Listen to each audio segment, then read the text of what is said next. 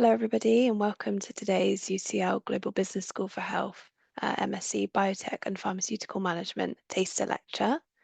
My name's Lauren, and I'm part of the Marketing Communications team for the Global Business School for Health. Today's lecture is going to give you a taste of what to expect if you choose to study this master's degree at GBSH and help you to gain insight into what it's really like to study on this programme. You'll see there's a Q&A button at the bottom of the Zoom screen. You can submit your questions there at any time, and we will address them at the Q&A session at the end of the lecture. The session is being recorded and will be shared with you via email following today's event. Now to introduce our speaker, delighted to welcome Dr. Radi Haloub, Director of Education, Associate Professor and Programme Lead for the Biotech and Pharmaceutical Management Masters Programme at UCL's Global Business School for Health, who will be giving today's lecture. Yes, like I said, if you have got any questions, submit them in the Q&A box and we'll get on with the lecture today. So I'm going to hand over to Radi. Thank you. Thank you, Lauren, and welcome everybody. So we don't teach in term 3, but it will be a nice opportunity just to have a chat about the biotech and pharma and the importance of this industry in the world. So I'll go through that and I'll start to share my slides. Let me know, Lauren, if you can see my slides. Just give me a minute. And there we go. Can you see my slides? Yes, you're not in presentation mode, but I can see them on PowerPoint. Yep. Yeah, there we go. It's full Great. PowerPoint now. Yeah.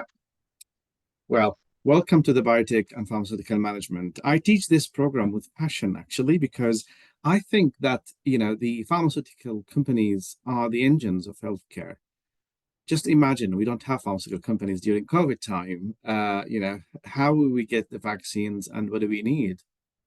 We've realized that the management is an important factor in biotech and pharma based on that. But before I go into the program, let me just tell you a little bit about why we're doing what we're doing and why Biotech and Pharmaceutical Management Program is part of the Global Business School for Health.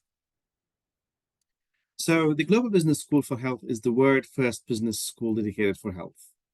We have passion towards health, and I believe that the business mindset and the business skills are required for any type of businesses, including health.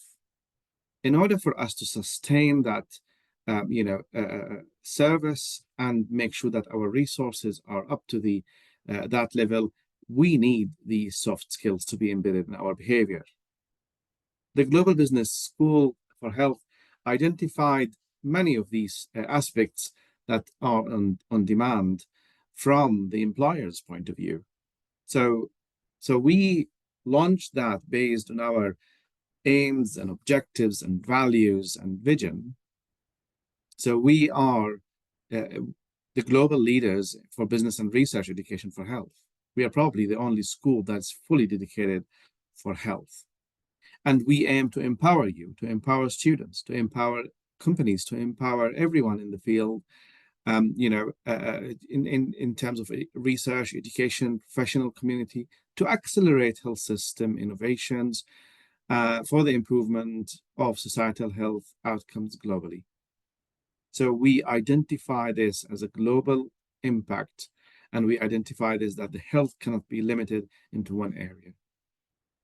We are visionary, impactful, ethical, and inclusive. So whatever you see here in the vision and mission and values and the goals that I will come to that in a minute will be implemented not only in biotech and pharma, will be implemented across all the programs. We provide high quality employer and sector aligned degrees, and that's what we do. We ask the employers, what do you need for the next year? What type of activities or opportunities that the students should be aware of? Then we invite them to speak to you. We develop and assess students a business and health function and knowledge. We facilitate the continuous commitment of staff to provide impactful research, and we build knowledge transfer partnerships through pioneering business and innovation perspective. So what I want to say, everything you can see here from the mission and vision of Global Business School for Health will be embedded in biotech and pharmaceutical management. And I'll explain to you in a minute how this will be related. So I selected a subject today that is mainly about what do we call the fit, the strategic fit between what we do and what we need to identify. And again, the Global Business School for Health addresses global challenges, healthcare challenges, through business education to produce world-lead graduates. We're proud of our graduates who are basically now currently shaping the future of health sectors through innovative education and management and leadership in healthcare. We prepare our students for for challenges in health, and see the future through our vision to support the current and future workshop. I've put here the DNA. We are making a tiny change in your DNA so we can help you to see things from different angles, from different perspectives, to identify that we are not all the same. Our bodies are not the same. Our health systems are not the same, but pharmaceutical companies, they will continue to innovate and provide new products for different health systems. So is it the question about to what extent we're creative and innovative, or to what extent we're adaptive to the changes in the health systems and the health education? How this research in biotech and pharmaceutical industry can be translated into business mindsets. Why biotech and pharmaceutical business are quite important in this environment, and how this will impact the future of the health systems. So these are the challenges that I'm going to talk about today from Biotech and Pharmaceutical program. But before I go, I would like just to show you a photo that was taken in September 2022. These are our students. You can see me here in the middle somewhere, but these are the students who graduated in 2023. They started with us. This is the first cohort of students, and I do remember it was a lovely day for the induction where we had them all. You can see that there's a big community of students here. A lot of them, they are, overseas. A lot of them, they are here in the UK, and they work together with us until this moment. And I'm very proud of them. And again, before I go and talk about myself, I would like you to scan this QR code. That will take you to my LinkedIn site. So please just follow me, and probably, you can see the type of activities that I share and what I do, for the industry and for the students. You can also follow my graduates, my current students. You can, by all means, feel free to contact them as well. I did my degree in pharmacy myself, and I worked in the industry for a while. I don't remember how many products I launched, but I worked with industry. In different countries, and I've moved to academia in 2008 when I did my PhD in strategic futurology of pharmaceuticals. How pharmaceuticals can see things differently. What are the needs and the demands for biotech and pharmaceutical industry? And since that time, believe it or not, this industry has changed a lot. So it's not all about the innovation and providing something different to the patients as much as how to minimize the cost of innovation and to accelerate the access to market. What strategies do we need to do that? Why these strategies are important to implement? And most importantly, how to communicate these strategies. One of my students said, what is basically why we're taking the biotech and pharma management program? I said, I teach you the language that you're going to talk smoothly with the employers, with the companies, and I will put you in front of them. So that would be the challenge that we put together from the beginning to set the expectations with the employers and make sure that this is communicated correctly. So you will be able to identify your strengths, your weaknesses, and what areas for improvements, what are the available resources that you would need, how this will going to contribute to your life to find a job and to secure a career in the future. But I need to know more about you. So I'd like to ask you please to, scan this QR code. Lauren, if you can just put the link to students as well. or the applicants, and they can also contribute. So I'm gonna stop sharing the screen and to see who is here with us in today's session. So let me just stop sharing. There you go. Thank you, Lauren, for doing that on the chat. So can I please ask you to go to the chat, and you will find the Menti link, and that will take you to questions and answers. And I would like to share these with you before I move on. That's what we do. We ask questions beforehand. We'll see to what extent you are basically, what do you need from this session? And then we can go through this. So let me just share that link. Can you see my link? So nice. Okay, so we've got really students. We've got about, how many we have, Lauren, here in the room? About 15? Yeah, 14. About 15, 14. So we've got UK, Indonesia. It's a bit late, probably. Sorry about that. So China again, it's late. India. Who else? There you go. Very good. Very good. We've got Italy, Ireland, Algeria. Interesting.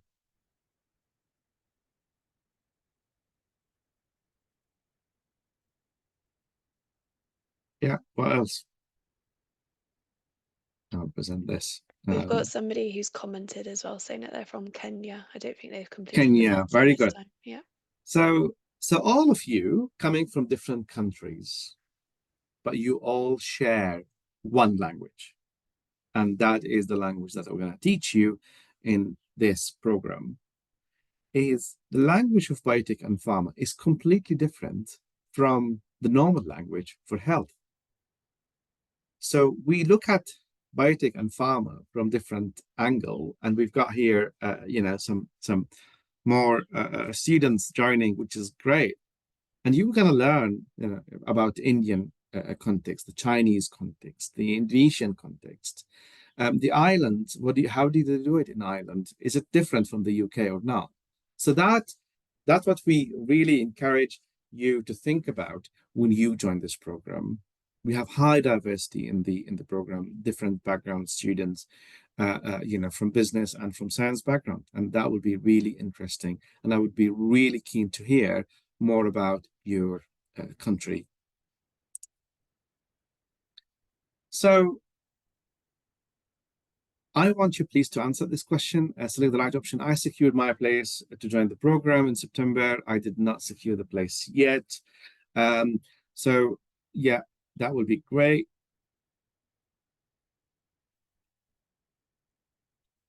Okay. So far it's 50-50. So 5 of the students, they secure the place in their program, and 5 did not. They're still in the decision-making process, and I'll tell you why you are doing the right thing, and I'll tell you why I'm taking that serious. So that will be the next question, and then the next one will be a little bit about you. Who are you? Go ahead.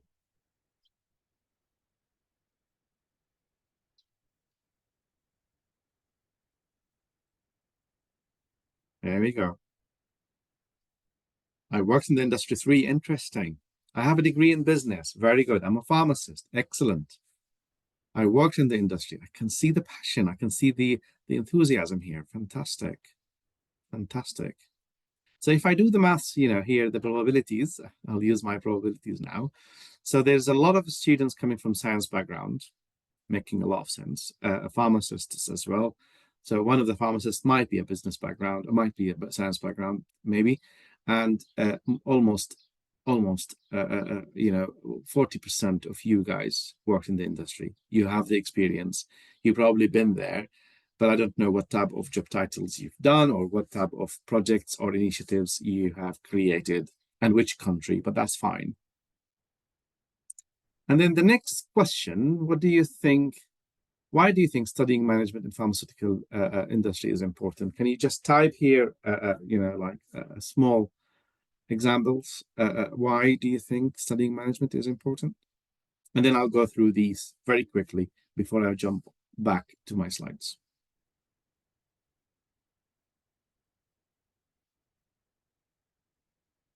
We need these now.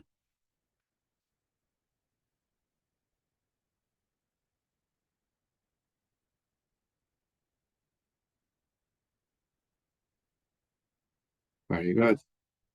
Very good. Excellent.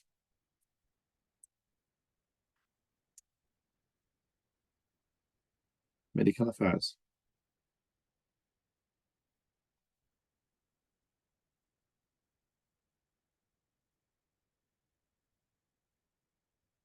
Give it another minute.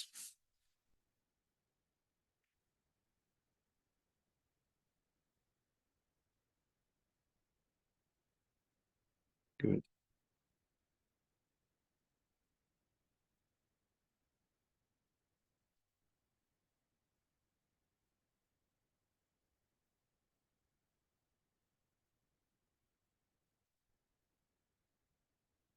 Okay.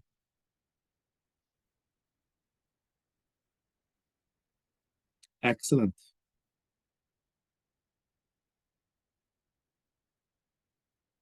Yeah.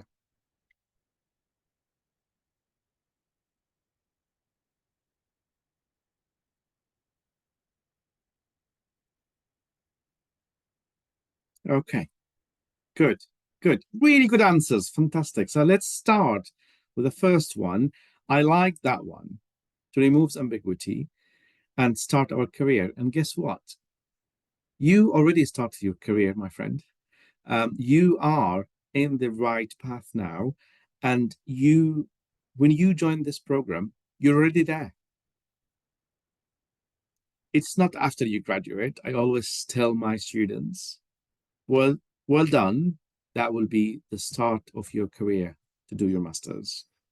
And I certainly appreciate that each one of us has his own strengths and weaknesses, and you would probably be able to make an impact yourself. You're different institution. You have different objectives and different activities. So, indeed, your career has just started. Being here in today's session, your career has just started. You are bridging the gap between research and industry, and that's absolutely true. I've been invited to be a judge to different companies in the UK, so you will see me as a judge in September to judge the pharmaceutical industries and what initiatives they have provided to the society. So we use these examples and cases in our embedded. These are embedded in our program. So when you speak to those industry representatives, I call them, you'll be able to communicate with them smoothly without any issues.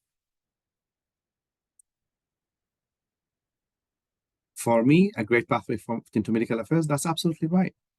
And medical affairs, by the way, is the most important. It's the most important department in the pharmaceutical industry. It offers you the accessibility to the markets, but you have to know more about the pricing strategies, about the systems in that country and why you're going to that market, how big the market is growing. Do we have enough portfolio to support the manufacturing and minimize the costs? It's one of the most important, and that's really strategic. Well done. We need leaders in space all the time. We need leaders in GPSH. We need student leaders to represent the students. We need people who are going to lead the space and lead the change. I've been in a meeting with one of the funders, one of the donors this week, actually, on Tuesday, and he said change management can be a really, really good area to research, but he believes that, and I wrote it down in my notebook. I'm still, traditional way of doing things. He said, use progress or improvement. And, change strategy might put people off, and they might push back against you, but use progress and improvement. And I really like to be, in that space of how we define leader from the progress or improvement rather than change. Well done. Important to understand trends in the industry, of course.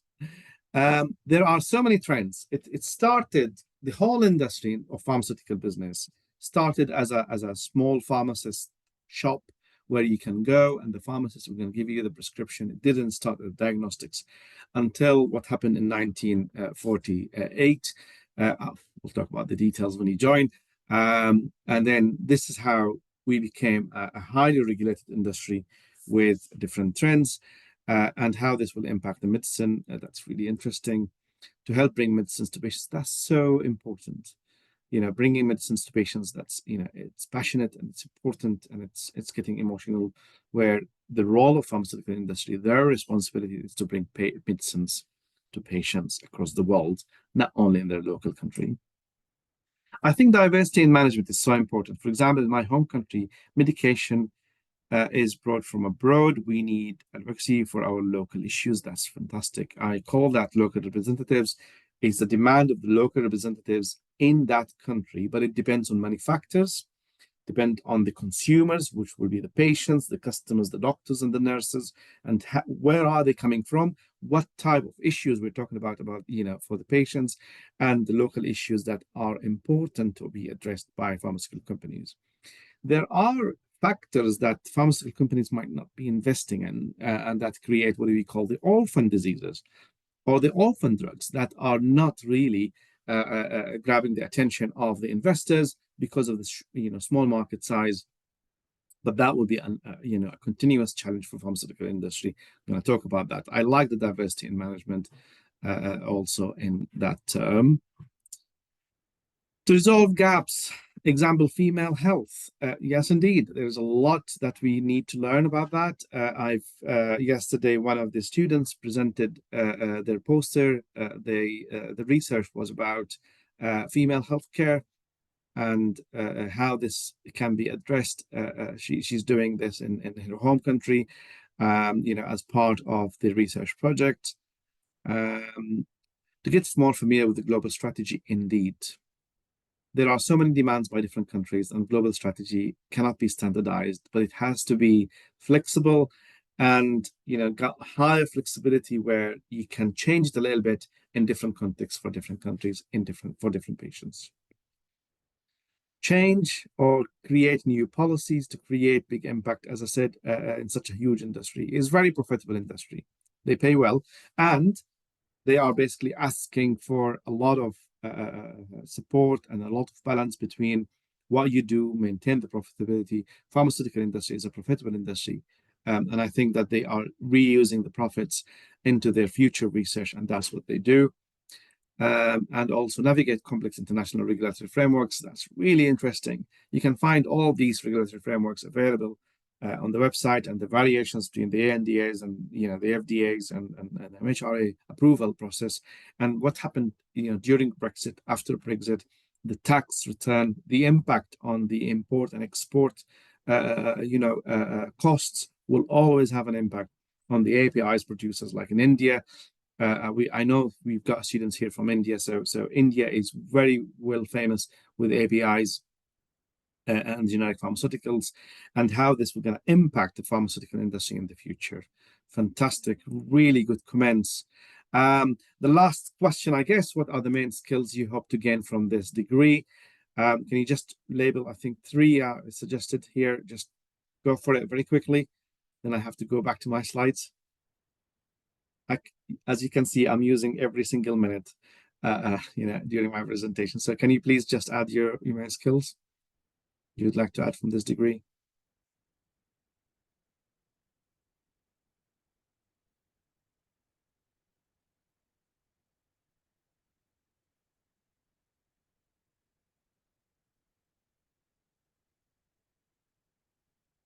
Critical thinking, fantastic.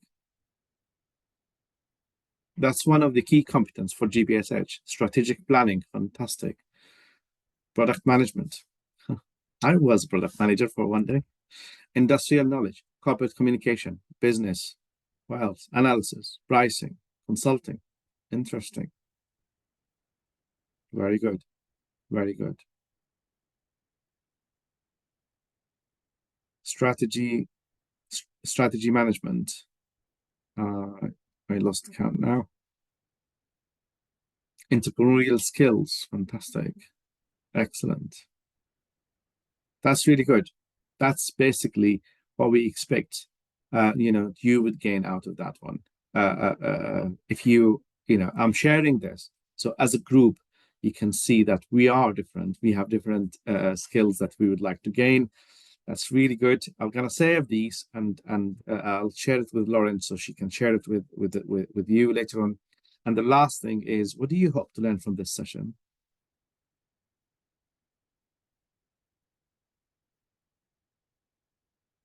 In a few words.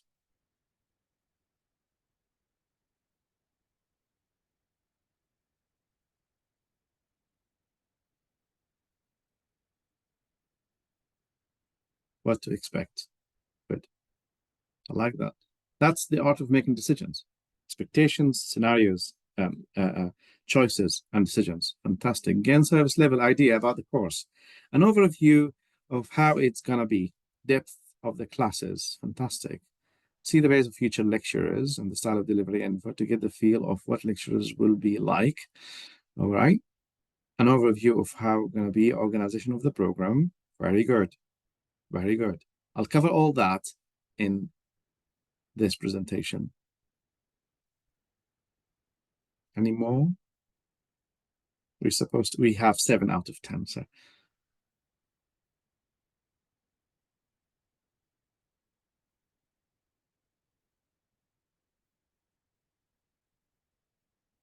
11 of academic rigor. Good.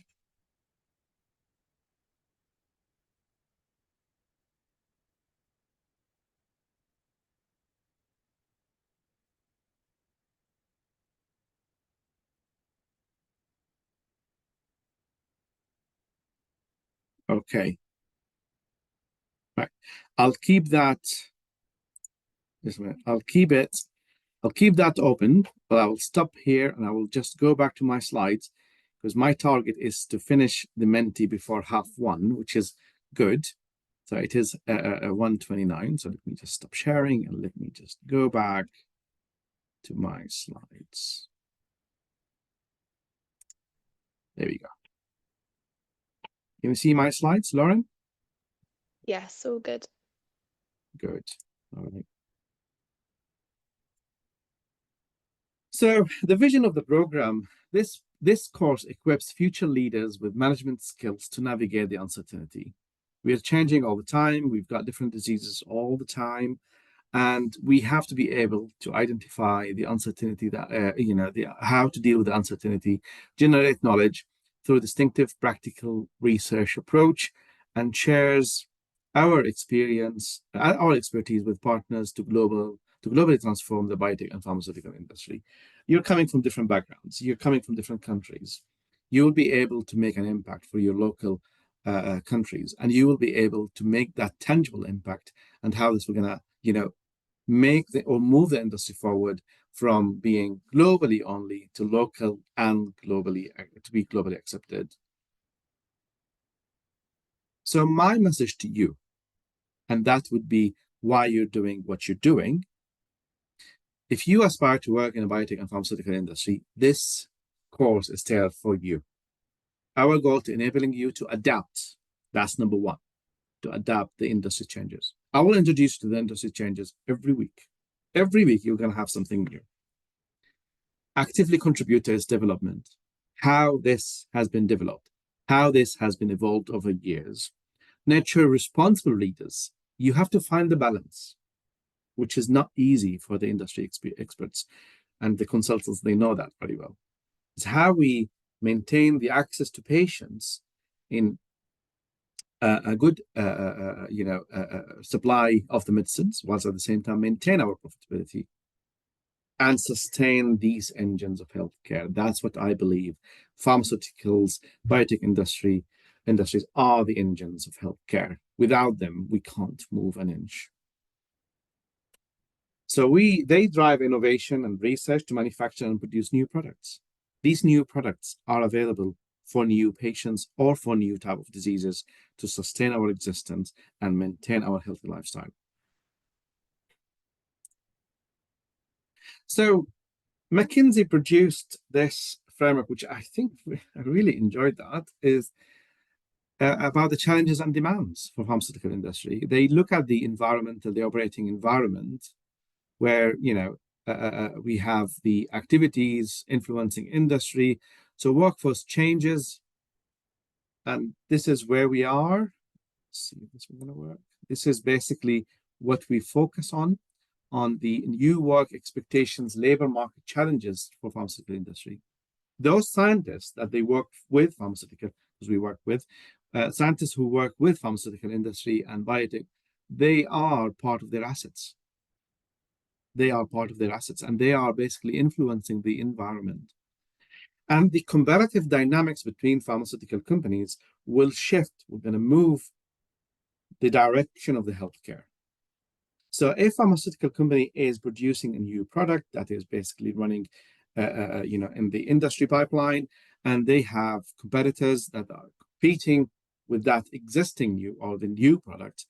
Then the demand and the changes introduced to the patients and the doctors and the nurses and the hospitals will also shift the use of these new products. So I'm changing the environment in a way in a pharmaceutical company. I'm changing the way we deal with things in treating patients, and that will impact the demand of new medicines. It is quite important to look at the pressure to innovate from the global perspective: geographical, raising inflation, supply chain disruptions.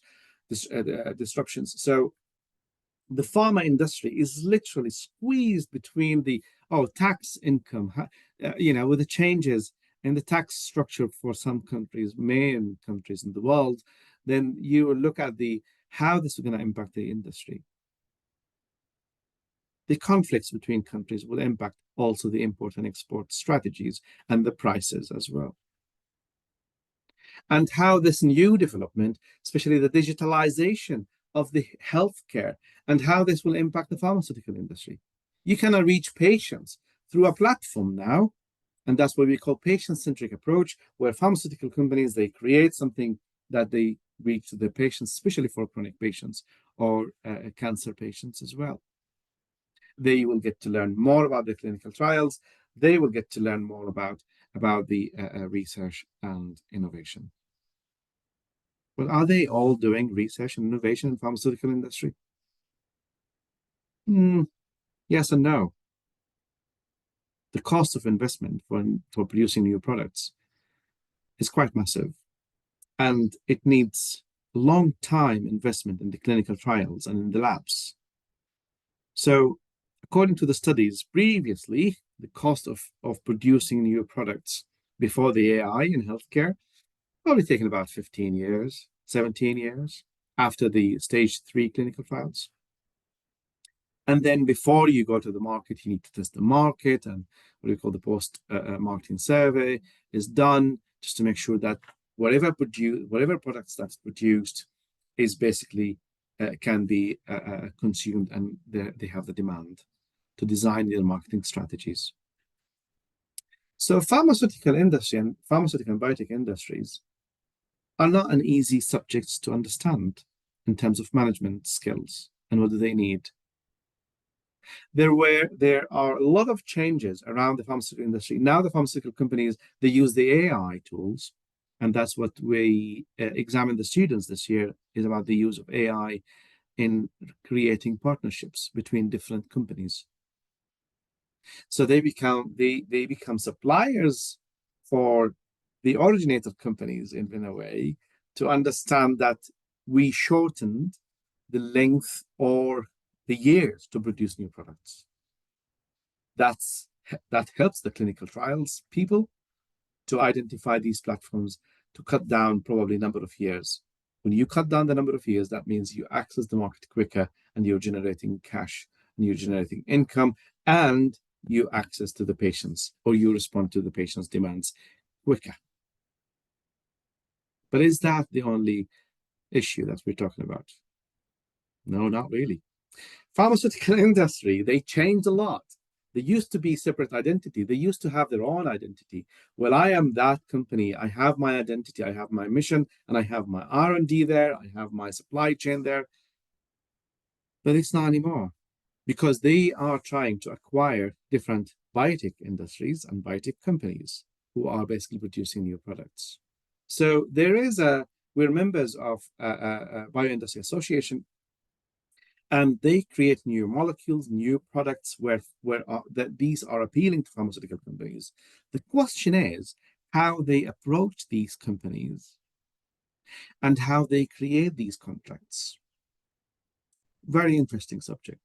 So the acquisition, the role of acquisitions and mergers in pharmaceutical industry have changed a lot. And it impacted the new development. It impacted the workforce changes. It impacted the global factors that McKinsey was talking about in 2022. So we need to think loudly about the pharmaceutical industry, not as a normal industry. It's part of the health systems across the world, and any changes that can happen, even if that would happen in New Zealand, it will have an impact on all countries around the world. I always said that COVID did not have a ticket or a visa just to go to any of these countries.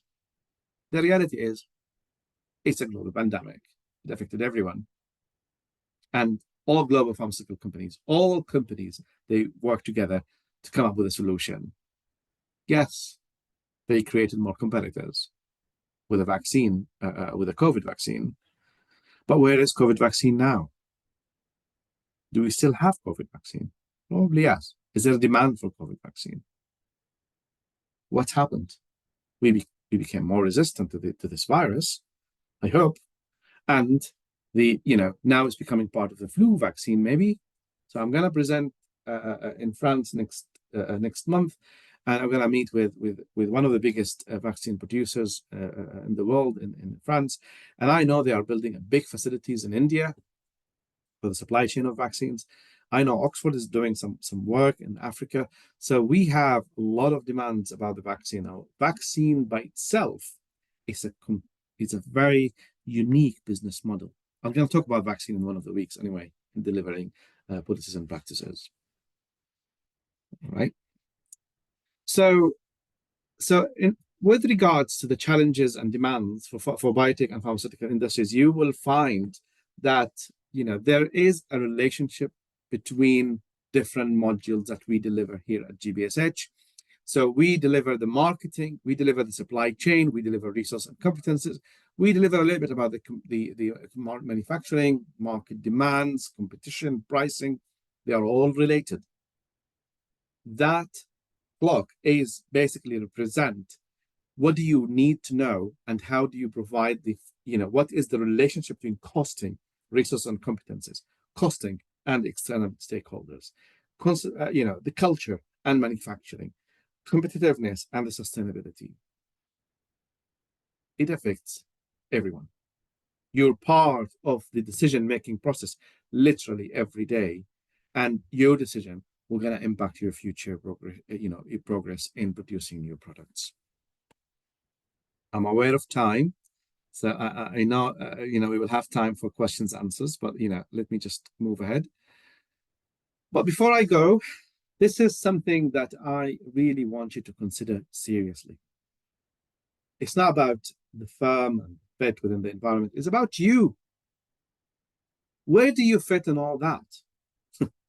You are going to work with these pharmaceutical companies later on, and I think you're going to be able to make an impact. I have full confidence about my graduates. They know exactly what they want to do before they complete their term one, because that is an important factor, which is it's all about fit. Do I fit? Few economists here, scientific background people here. I would like just to understand, I am working on the lab, but I don't know if this work in the lab can take me to the next level in doing management. It's all about fit. How to create that one? First of all, at the firm level, do we have a purpose? And that level is you. Do you have a purpose? And that how your purpose will going to be matching with the firm's purpose, and how your purpose will going to feed into resources. Okay, I would like to do a new product, but I don't have enough resources and capabilities. I don't have enough structures and systems within the firm. Hang on a minute. What I'm saying to you is not about the firm only, is about what you can contribute within that firm with limited purposes, with limited resources and capabilities and structure and systems. Because you're coming from different contexts, it's all about, does it fit? But fit with what? With the environment. What type of customers do we have? Consumers do we have? Markets do we have? Competitors do we have? Or supply chain? Oh, sorry, that moves by itself. Or competitors. And how this will gonna feed together into one cycle, what we call the ecosystem within the industry, and how to create that industry level analysis and the macro level analysis.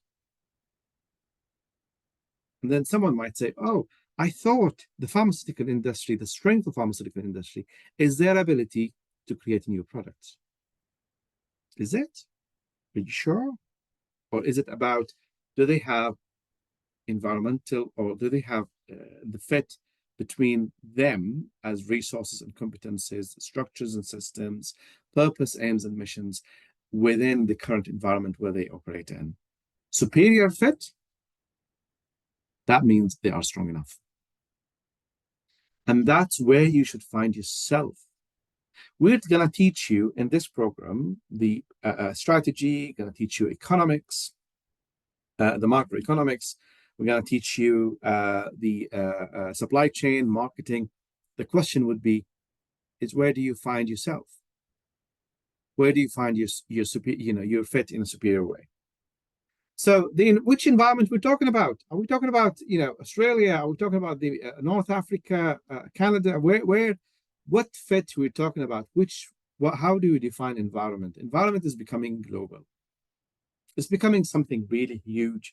We were gonna invite you to work in a marketing strategy here in the UK. So the focus is the UK market, or maybe you would like to work in North Africa. We've got someone from Algeria. So or maybe you would like to work in the Middle East, or maybe you would like to work in India.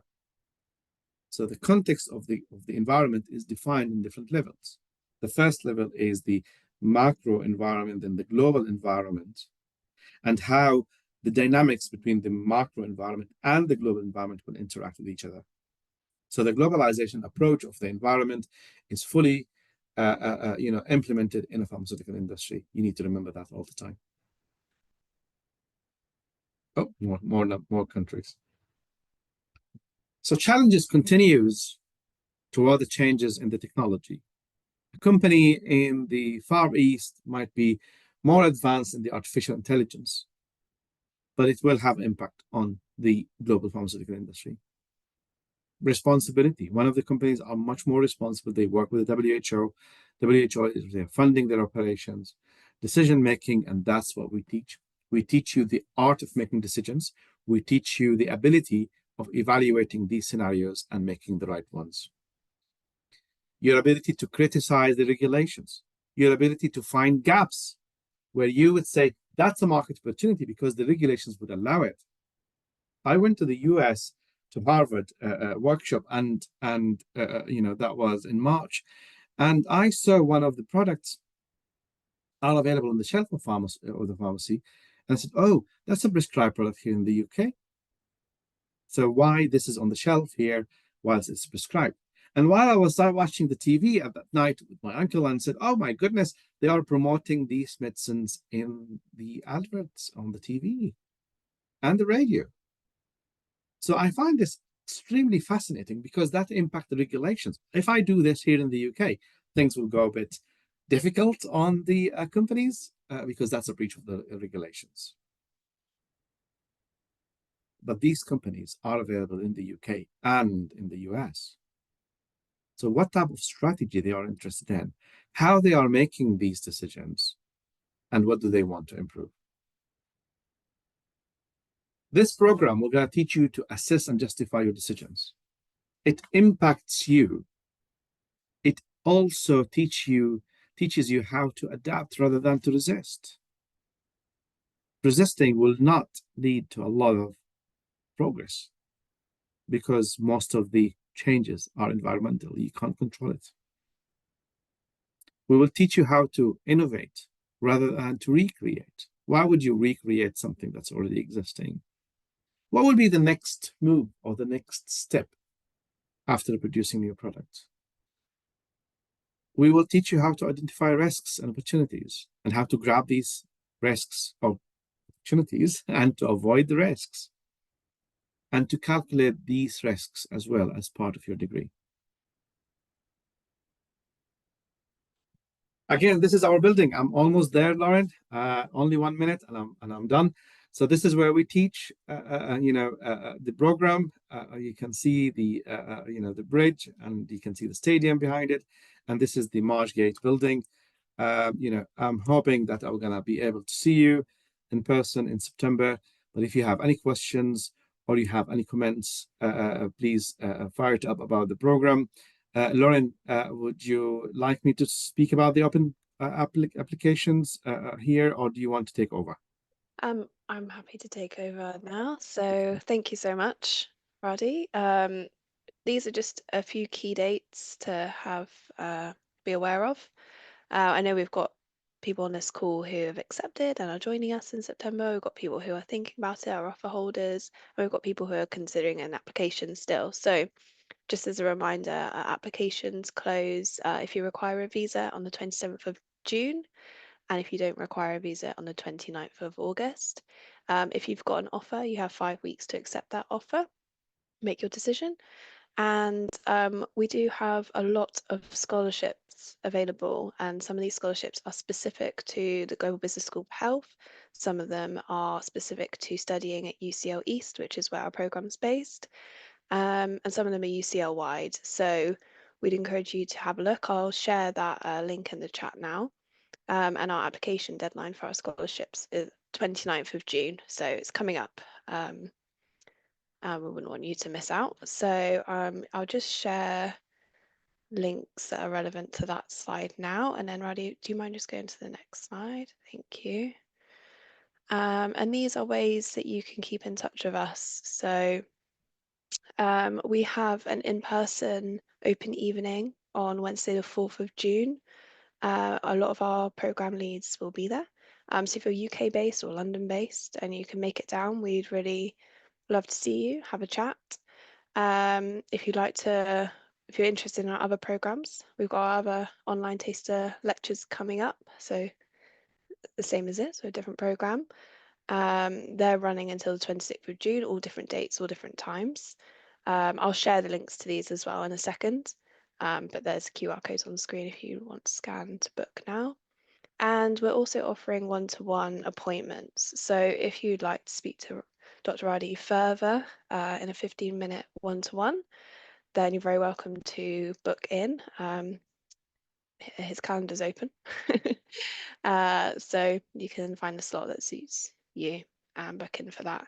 We're also on social media, on LinkedIn, of course, Instagram and X. So if you just search Global Business School for Health, you can keep in touch with everything that goes on in our very busy department.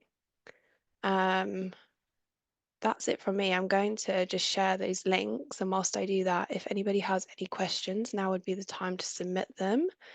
And I'll just wait a second and we can go to the questions. I'll just share those links now.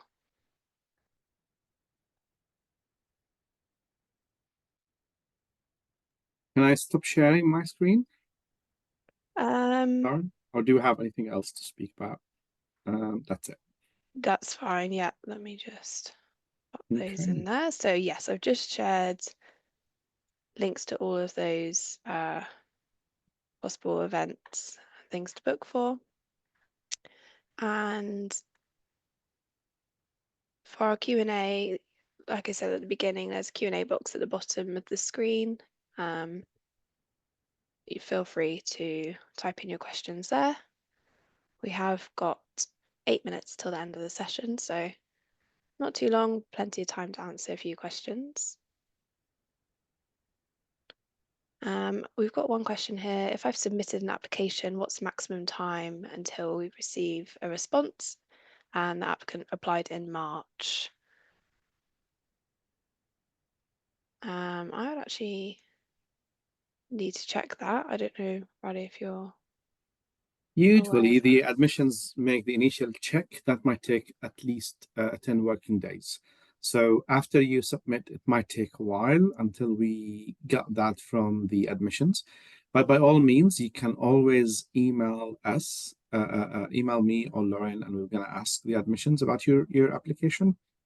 And once we receive it here in the department, we usually respond ASAP. So it might take us maybe 2 to 3 working days. And then afterwards, the admissions, we're going to process that for issuing the offer letter. I'll get back to you with an answer about your application. Great, that's a good point actually. I'll just share our contact email address in the chat as well. So if you have any extra questions or super specific questions, then don't hesitate to email us on that one. In the meantime, I will ask, are there opportunities to work on real life case studies or industry sponsored projects? That's a good question. All cases we use in teaching are real life cases. But the industry sponsored projects, that depends on how is defined, how do you define it? So the real cases, yes, we use real cases. We never use artificial cases at all. And these cases are, for example, you get some cases from AstraZeneca, Teva, GSK. All these cases are available of real and unreal. The industry-sponsored projects are, not always available. We've got the Bractra project that is basically done by the industry. You write a report and you submit that to the industry. But the industry, that's not part of the internship, if that makes sense. So the program does not offer internship opportunities in terms of sponsoring projects. But if there are projects that the industry is interested in, we usually pass it on to students. Of course, subject to setting the expectations between both the industry, yourself, and of course UCL. But there is a question here missing in the first one. I have applied to all scholarships that I'm eligible for, but no availability. Maybe I really wanted to join the program, and I believe I have good addition. Is there a sort of loan to international students or some other financial solutions? That's probably over to you, Lauren. Yeah, I'm just having a look actually on the UCL website. So it sounds like you might have applied to all of our GBSH specific scholarships. There's a lot of information that is for the wider UCL scholarship and funding. Um, there is a UCL scholarship finder as well, where you can put in your situation, where you're applying from, that kind of thing, and it will give you potential international scholarships. So I will share that link with you now and the answer to your question. But feel free to type in again if you've already seen that one. But that is where I would be looking. There's a lot of opportunity at UCL for extra funding. So I'll put that in now. Our next question, does the program also support with finding employment or internships during the course? You need to find a job. I would help you to do that. We usually, as I said, we look at the profiles that the pharmaceutical companies or the industry needs. You need to make a decision about what you want to do. We have every year career events where we invite the employers to talk to you, share some questions, share some employment opportunities that you might need to know about, and also that would help you to identify your direction after graduation, or maybe just before graduation. Some of the students already secured jobs. And I strongly encourage you to follow me on LinkedIn, and then you will see those graduates who are tagging me to find a job, because I know them, because I usually write reference letters for them. I support their employment. I believe that our students are the best students in the world that we can ever have, and I think you will be a great asset to the employers. So yes, the answer is yes. We're helping However, internship is not part of the program, so we don't secure internships as part of the program for biotech and pharma. But we are supporting all the students, even after graduation, even if that is after 2 or 3 years, that's absolutely fine in getting you to the right job that you aim to achieve. I can take that over, Lauren, from here. How frequent will be the classes in a week? We may also have to attend the Bloomsbury campus for some, as I'm not aware of Bloomsbury classes in Bloomsbury except in term 2 for one of the modules. The frequency is basically, we didn't have the final timetable yet, but from experience, students said that they come about 3 days a week.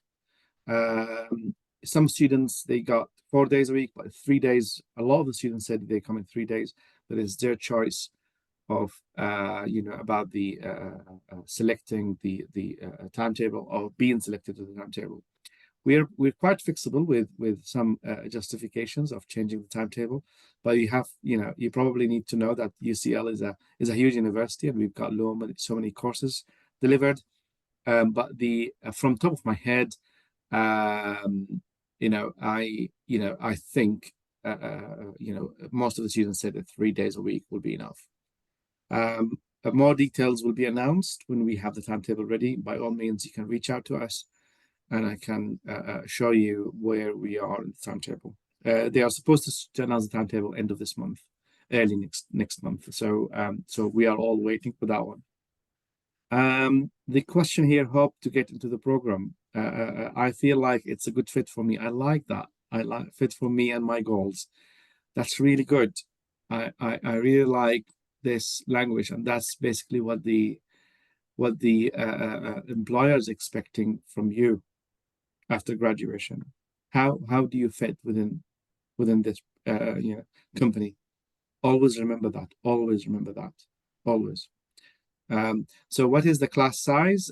Is it small or intimate or larger? So we are aiming for 125, sorry, 130 students. So last year we've got 123, the year before 126. So that's the average. That's the average class size for biotech and pharma program. We divide this based on the recorded lecture that we record lectures, and then we use the Menti that you just used to design the lectures, and then the lectures, and then you have a 1 hour tutorial where you work in groups with your colleagues. So the tutorials are smaller in size. I think the average is 30, 33, 27. That's the average based on the sizes of the tutorials. And you're going to work with a smaller group, so 5 to 6 per each group. Within, like for example, a group of 30, you're going to work in 5 groups, literally of 6 students working together in the tutorials. Most of the students, they always refer back to the tutorials, how much they are helpful and how they are engaging with everyone around, because at the end, we're going to work together as a one cycle and to talk loudly about the reflections, which is quite really interesting. Thanks, Liana, for the feedback. Very informative. Thank you so much for joining, and I'm really pleased to deliver that.